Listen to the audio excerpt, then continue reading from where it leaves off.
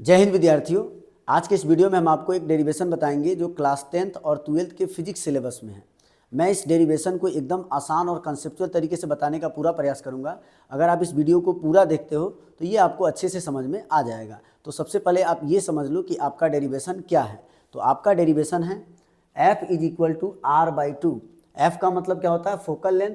r का मतलब क्या होता है? Radius of curvature. अर्थात आपको क्या करना है, किसी स्फेरिकल मिरर के अंदर फोकल लेंथ और रेडियस ऑफ कर्वेचर में रिलेशन फाइंड आउट करना है। अगर हम इसे हिंदी में बोले तो कैसे बोलेंगे? किसी गोलीय दर्पण में फोकस दूरी और वक्रता त्रिज्या में संबंध ज्ञात करना है। ठीक है, तो चलिए देखते हैं इसे कैसे करते हैं।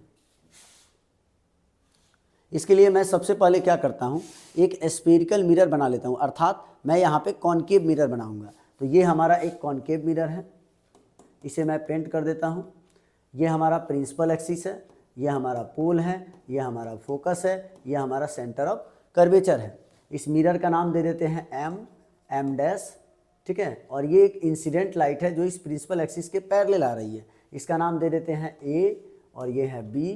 अब चूंकि ये प्रिंसिपल एक्सिस के पैरेलल आ रही है तो रिफ्लेक्शन के बाद कहाँ से जाएगी? फोकस से जाएगी। ये हमारा सेंटर ऑफ कर्वेचर है।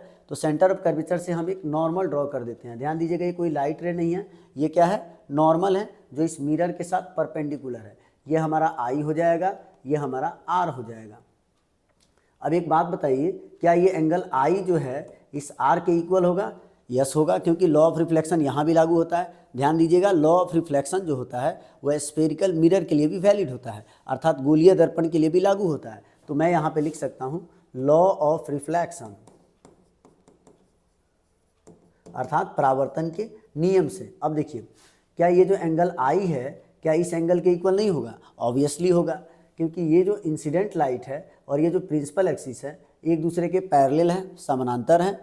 तो एकांतर अंतःकोण जो होते हैं, अल्टरनेट इंटीरियर एंगल जो होते हैं, वो क्या होते हैं? आपस में इक्वल होते हैं। तो यहाँ पे हम लिख पाएंगे ये जो I है वो इक्वल होगा BCF के। किसके इक्वल होगा? BCF के। क्यों इक्वल होगा? Alternate interior angle. अगर मैं इसको इक्वेशन 1 मान लेता हूँ, ये हमारा इक्वेशन 2 है, तो फ्रॉम 1 and 2 हम क्या लिख सकते हैं? फ्रॉम 1 and 2 इक्वेशन 1 और 2 से हम लिख सकते हैं। देखिए, LHS दोनों का इक्वल है, तो अगर दोनों का LHS इक्वल है तो RHS भी क्या हो जाएगा? इक्वल हो जाएगा। मतलब यहाँ से एंगल R = हो जाएगा एंगल BCF। अब देखिए, ये R कौन है और ये जो हमारा BCF है वो कौन है? तो ये रहा हमारा R, ये हमारा है BCF। तो अगर हम इस ट्रायंगल को देखें BCF, तो इस ट्रायंगल के अंदर ये दोनों एंगल आपस में क्या है? इक्वल है। अगर किसी ट्रायंगल के अंदर एंगल्स इक्वल होते हैं तो उसके अपोजिट साइड भी क्या होते हैं? इक्वल होते हैं। तो इस R का जो अपोजिट साइड CF है, यहाँ लिख देता हूँ मैं, इस R का अपोजिट साइड क्या है जी? CF है। तो ये जो हमारा CF है वो किसके इक्वल होगा? इस एंगल के अपोजिट साइड BF के इक्वल हो जाएगा। तो यहाँ लिख देंगे CF = BF। अब देखिए, यहाँ पे एक छोटा सा कॉन्सेप्ट और है। यहाँ जो रेज है, ये जो AB रे है वो पराक्सियल रेज है। कैसी रेज है? पराक्सियल रेज, अर्थात हिंदी में क्या बोलते हैं इसको? समाक्षीय किरणें। पराक्सियल रेज का मीनिंग क्या होता है?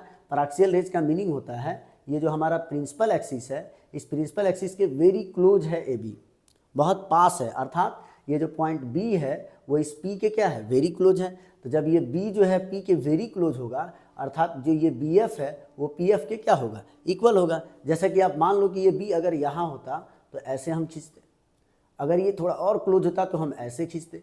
तो अप्रॉक्सीमेटली देखा जाए तो ये जो है इसके क्या है? इक्वल है। तो हम आराम से लिख सकते हैं BF जो होगा वो किसके इक्वल होगा? PF के इक्वल होगा। तो यहाँ लिखेंगे BF = PF।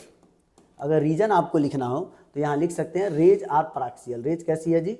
रेज आर पराक्सियल, अर्थात समाक्षीय किरणें हैं।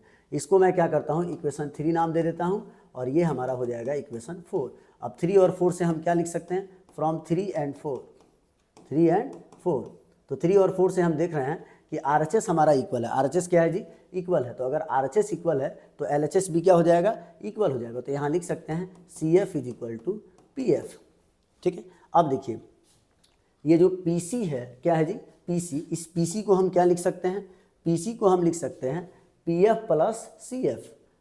CF में अगर हम PF ऐड करेंगे तो क्या बन जाएगा? PC बन जाएगा। तो यहाँ लिखेंगे PC = now PC = CF + PF।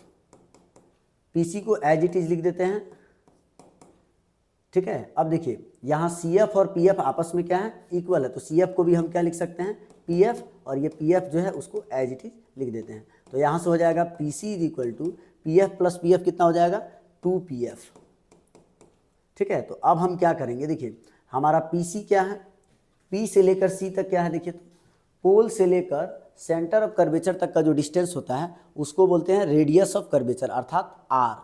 और उसी तरह पी से लेकर एफ तक का डिस्टेंस क्या होता है, पोल से लेकर फोकस तक का डिस्टेंस क्या होता है, उसको बोलते हैं फोकल लेंथ अर्थात एफ। और एक बात ध्यान देने वाली ये भी है कि पोल से लेकर जो फोकस तक का डिस्टेंस है जो कि हमारा फोकल लेंथ है, यहाँ लिख देता हूँ मैं, छोटा एफ है ये, और ये हमारा सी से लेकर और ये पी तक का जो डिस्टेंस है वो हमारा आर है। इन दोनों को हम निगेटिव साइन के साथ लिखेंगे। किसके साथ लिखेंगे, निगेटिव साइन के साथ। क्यों लिखेंगे, क्योंकि देखिए जो हमारा इंसिडेंट लाइट है उसके अपोजिट डायरेक्शन में दोनों हैं।